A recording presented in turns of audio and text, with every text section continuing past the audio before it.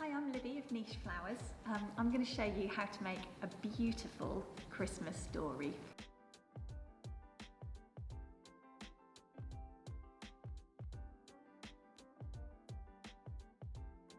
I've got here lots of lovely wintry greenery, and the first thing you want to do is we're going to snip it all up into manageable lengths, about as long as your palm and your fingers together, 5 or 6 inches.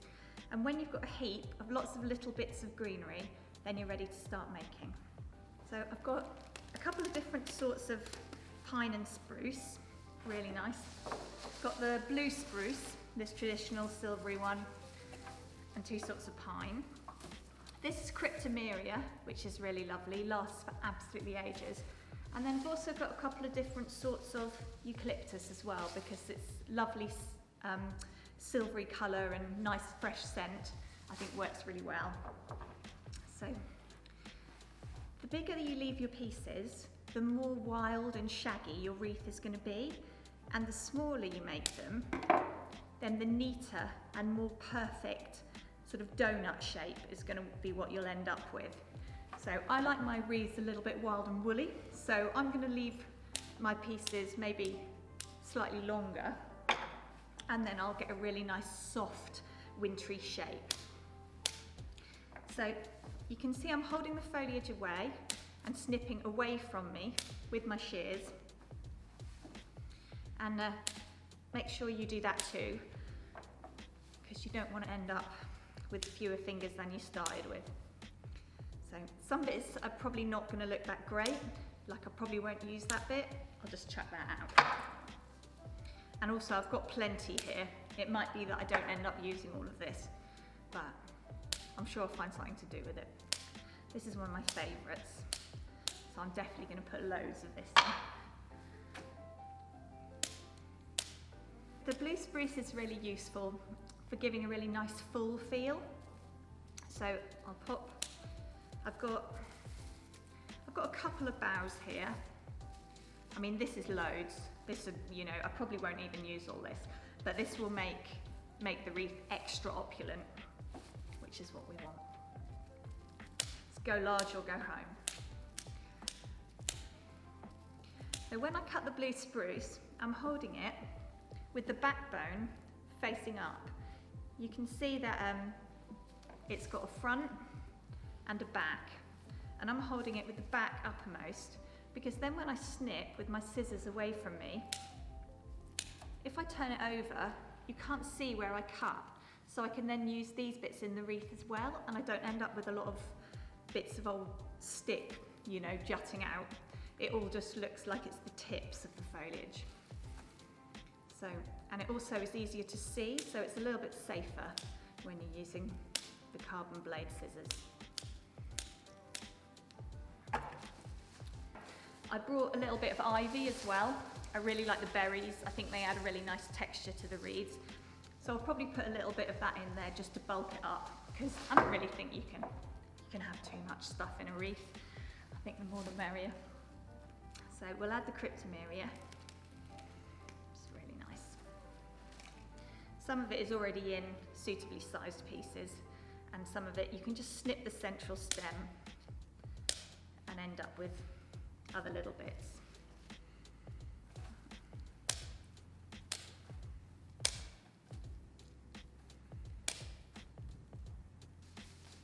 Now this is Eucalyptus populus, berried eucalyptus. It's really lovely. I think we should definitely have some of this.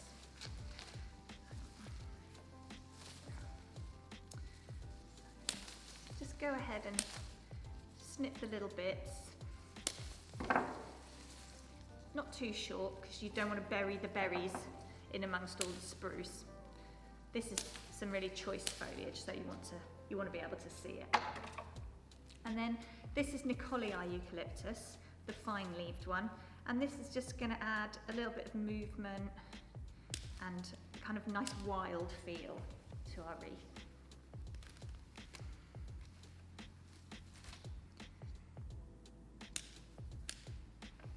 Always when I cut, I just cut above the pairs of leaves, so that then when I use the next bit, I haven't got an ugly bit of stalk sticking out. But you can go round when you've finished it and give it a bit of a tidy up if it needs it. But the more thoroughly you've prepared your foliage at this stage, the easier it is to put the wreath together. And you don't want to have to be like picking it up and putting it down when it's half made, because that's really awkward. So once you're off, you just want to steam through it. This Nobilis pine now, some of the bits are quite chunky. Again, I've got probably more than I need here, so I'm just going to use some of the finer feathery bits. I'm going to snip out the big central bit and keep these little bits, and then that's also going to help with having a nice fluffy full feel rather than like big random bits kind of hanging out, although that is also a look, you know, and one I do quite like, but we're going for full today, so we'll rein it in a little bit. Lovely. So here we have all the different greeneries all prepped. I'm going to use a moss base today. I like the green ones. I think they're easier to hide than the straw ones, but they're both about the same sort of money and come in similar sizes, so there's not a great deal in it. If you want to use the straw, go for it. I've got two different sizes here. This one I think is going to be adequate for my needs because I'm going to build up the outside edge of it.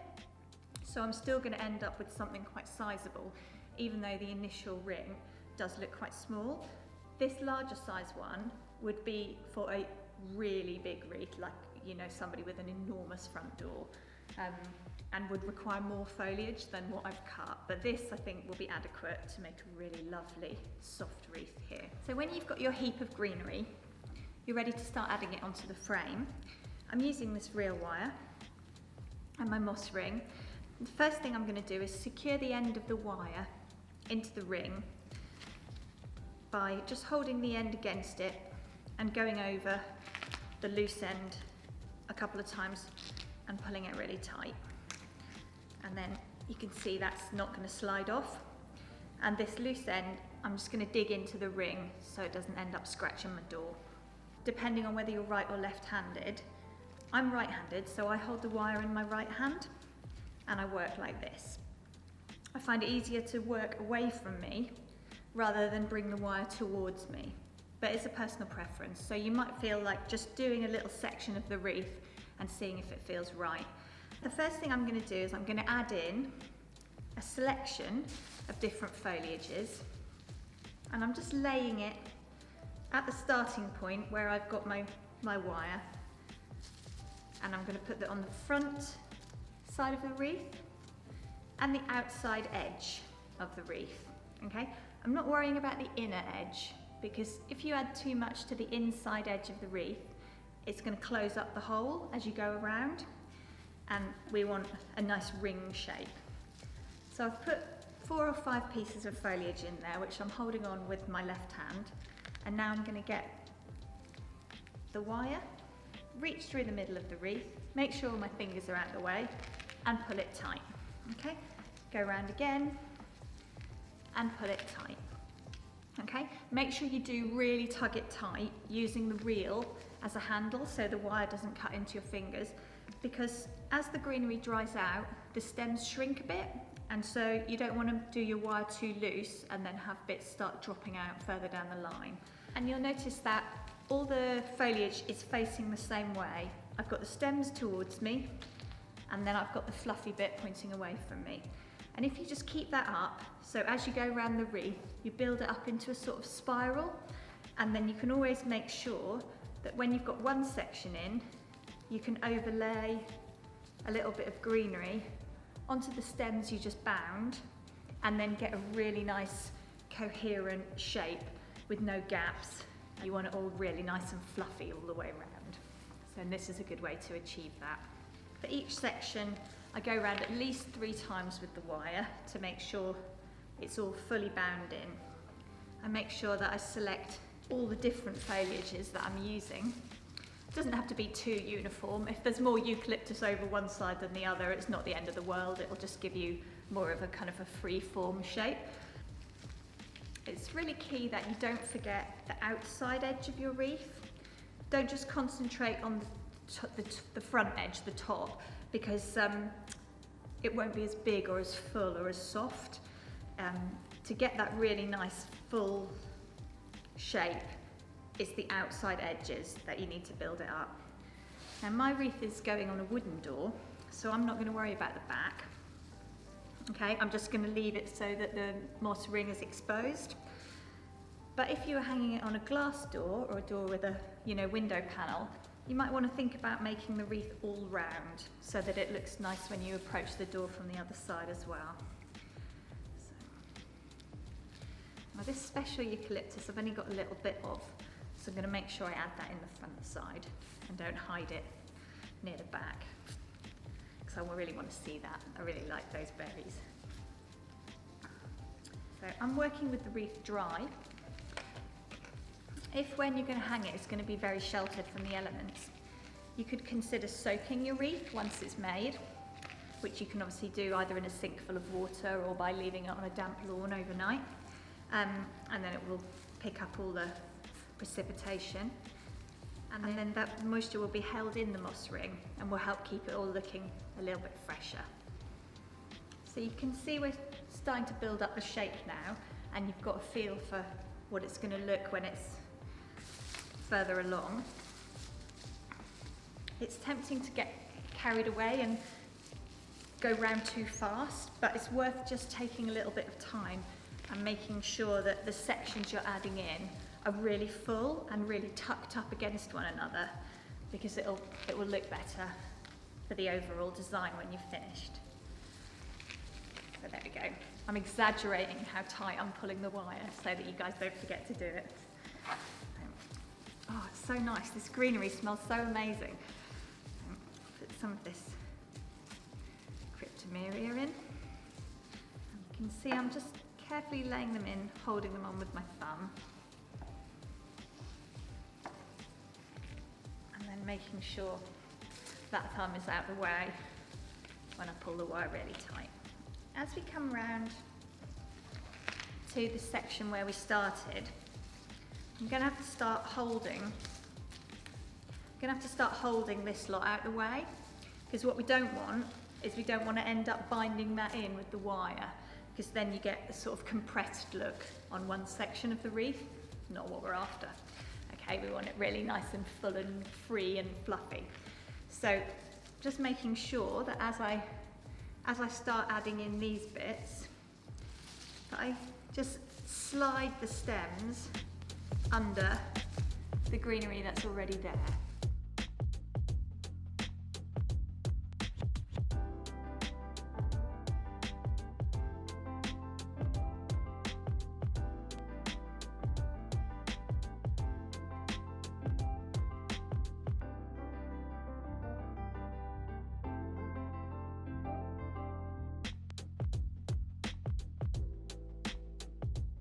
You make sure that you are pulling your wire really tight, then it doesn't matter if you let go of it, because it doesn't all start unraveling. It's biting into the stems and holding everything secure. I'm just holding it all down with my thumb so it doesn't escape until I wire it on. Hold that up and have a look. I've still got a little section here where I can see the binding, so I'm just going to add a couple more pieces in there to really join it up. So I've got the last little bits on. This is the back, and I've got the wire. I'm just going to go around a couple more times, feeling through the foliage. So I'm going over our start point, but I'm winding the wire between the tips of the foliage so that I don't end up binding it down. And then I'll cut off my wire. If you're confident that this is the top, you can make a loop, but I tend to decorate my wreath and then decide which way up it looks best, and then I add my loop in as one of the last things. So I'm just going to sort of sew in this loose bit of wire under the bands of wire that I've already wound around, and then I know it's not going to come undone, and it's going to keep everything really nice and secure. And then the loose end, like we did at the start, I can just dig that into the moss ring at the back, and then that isn't going to scratch my front door or jab anybody. All right, so there we have a nice base, foliage base for your Christmas door wreath, which we're now going to decorate and make look lovely. Once I've made my wreath, I tend to decorate it in a certain order, starting with the pine cones. And to do those, I wire those and then add those in. So first I'm going to show you all how I wire a pine cone, and then I'll show you how to add them all in. You take your cone, the base and the tip, near the base, in the middle part of the wire, just slide it between the teeth of the cone and bring the two ends round. Okay? And then a couple of little twists and two long legs. All right? And then that means you can push it into your wreath and then angle it however you want it, so that it looks really natural, like it's just fallen in a woodland floor.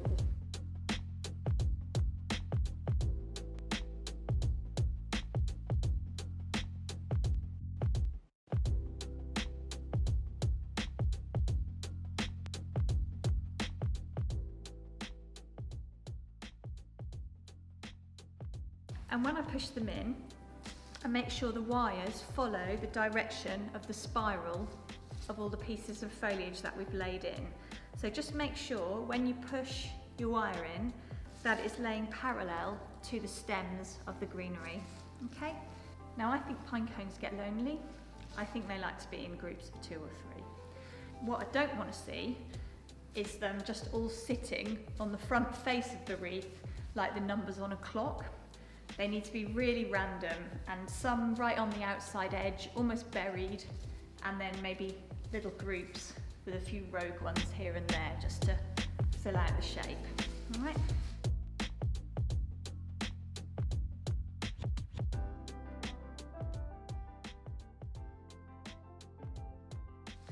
So we've got all our cones in, and now I'm ready to add in some more colourful decorations.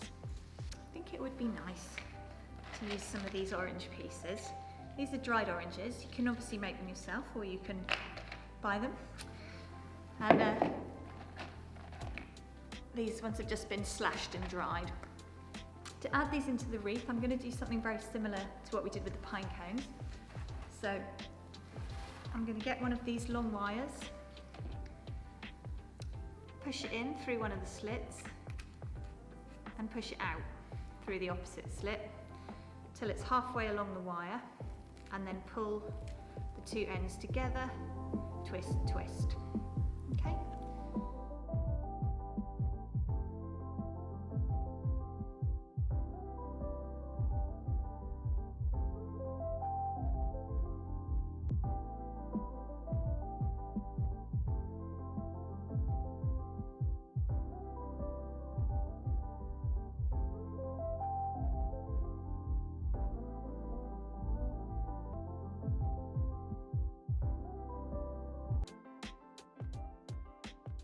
Quite dominant, these big oranges. I tend not to use more than 3 in any one wreath, because otherwise I think it can look a bit blobby. So I'm going to go ahead and use 3. These ones are huge. Sometimes they're a bit smaller when you buy them, but because these are so big, they are going to be quite dominant, so I'm just going to keep it to a couple of them. So I've got my oranges and my pine cones in. I'm going to balance out some of this orange colour now by using a couple of slices, and just tuck them in sort of through and behind the greenery, just to add a few more glimpses of these nice festive colours. So I've got 8 slices, and I've got my wires. I'm going to cut these wires in half with my scissors. Do it right up near the hinge of the scissors, don't do it with the tips, because then when you ruin your scissors, at least you've only ruined the very middle of them, and you'll still be able to cut ribbon with the tips.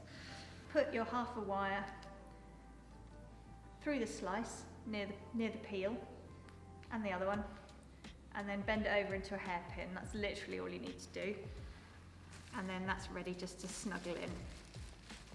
You can see this is looking quite nice now. It's got a lot of colour coming through it. I'm going to add in a few cinnamon sticks, maybe a couple of baubles, and then we'll decide which is the right way up, and we'll add in our hook. In our wreath boxes, we're doing wreath in a box kit. We send out these little dusty glass decorations, which I think can look really lovely when you add them in. But the thing is with the baubles, like less is more on the baubles, okay? To add in a massive cluster, I'm not okay with it. So I think they literally just want to go in ones or twos, just for a little gleam. So sometimes it's easier if you part the greenery with your fingers and feed them in. And there we go, so you can see I've just put a few in, just to add a little bit of glitz. And now I'm going to pop in some cinnamon. I like these really massive cinnamon sticks. You can get them in all different lengths. Quite here for just like one massive bundle of enormously long cinnamons. But you can obviously, if you want, break them up into smaller pieces. This was one that came out of last year's wreath, so it's got a little loose. I might make that again so it's nice and tight. And then you can add them in, you know, wherever you like. Try not to make it symmetrical. You want it balanced, but you don't obviously want everything, you know, too regimented or too formal. You want that little bit of wildness. So I'll pop this cinnamon in there. And I think we break those. To make the bundle, same old story. You get your wire, wind it round and round, and bring the two ends together. You have to hold it really tight when you do this because cinnamon loves to slip out of his bundle.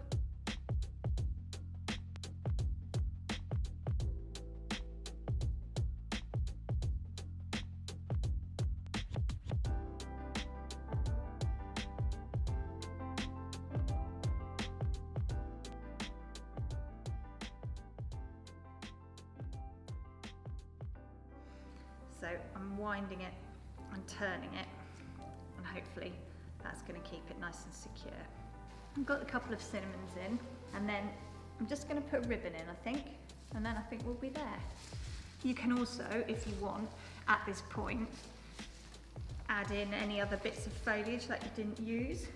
It's not the easiest because you have to drive it under the wire, and obviously you will pull your wire really nice and tight, so it's not going to be really easy to get the foliage in, but it can be done if you can see what you're doing, and that can also help kind of bulk it out if you feel one side is looking a little bit flat. So looking at this wreath, it still isn't perfectly round. It's okay. This way up it's kind of tubby, I quite like it, so I think I'm going to hang it this way and have this bit be the top and this the bottom, and then we'll have a lovely ribbon hanging out, so I'll just show you how to add that in now.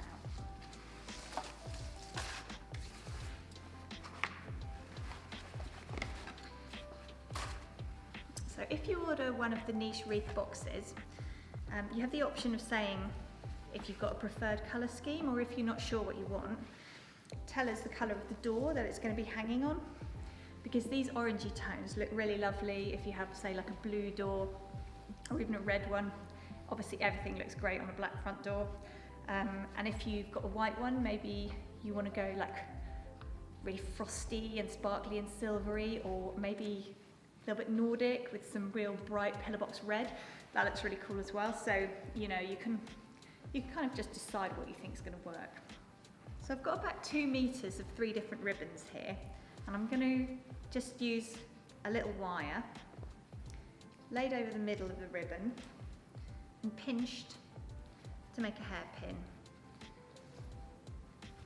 And then if I just flip them over, it makes a really nice cluster that I can then just dig into the wreath.